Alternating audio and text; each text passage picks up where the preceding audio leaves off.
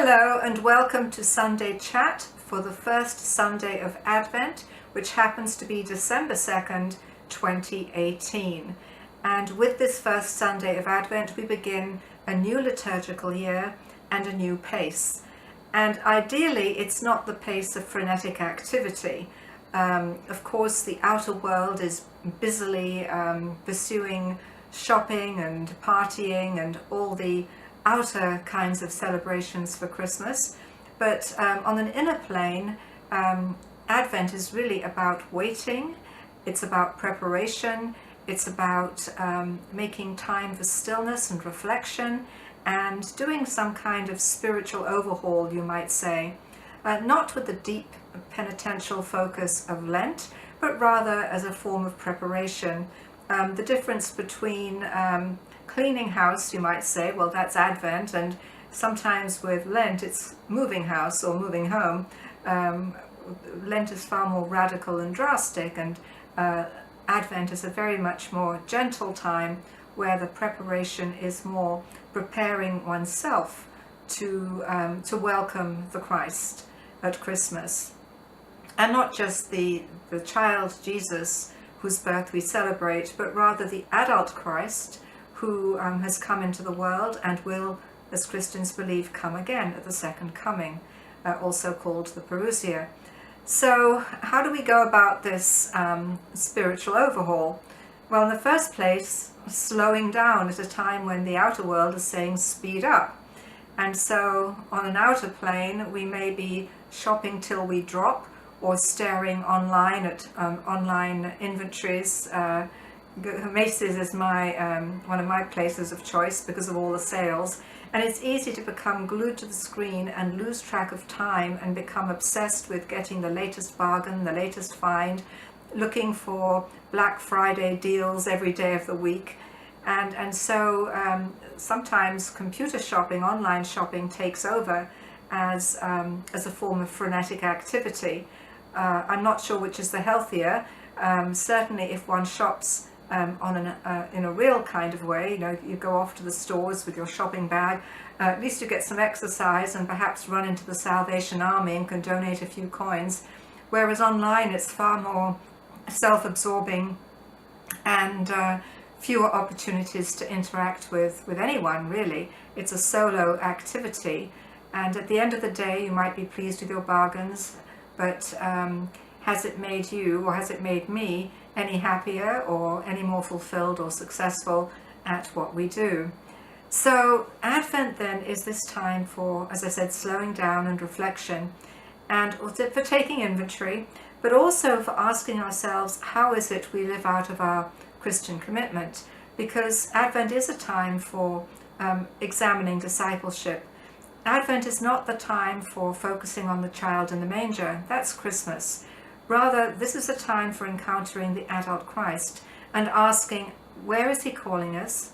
How is he present in our lives? How do we follow him? What more can we do to be good and faithful disciples? Very often it's easier to look at the infant in the manger, to be moved by all the Christmas carols and the storytelling of the child in the manger and the visit of the kings and the shepherds and all the other ingredients of the Christmas story that are so familiar to us and so traditional. But the reality is, it's the adult Christ that we engage with in our lives, that the child Jesus is a manifestation of the adult Christ, but it is the adult Christ who calls us into discipleship.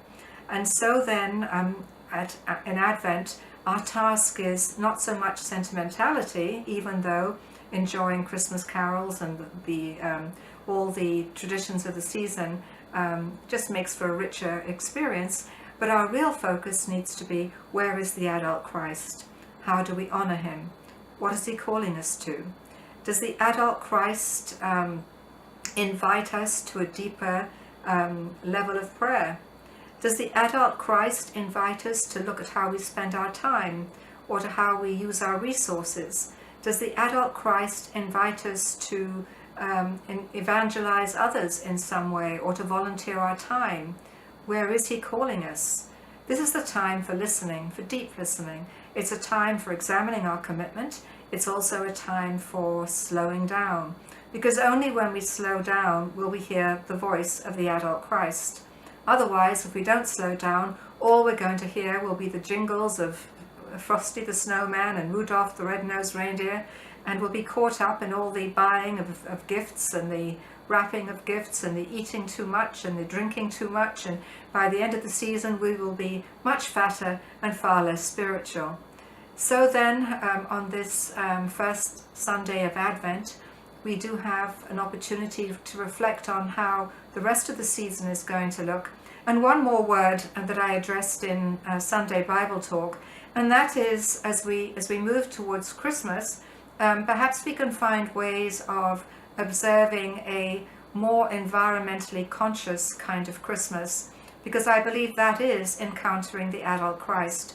With the world being in the dire state that it's in, with a recently released report from the government, endorsed by more than 300 scientists, including NASA, we know that we really are in a precarious situation because of humanly caused greenhouse gases.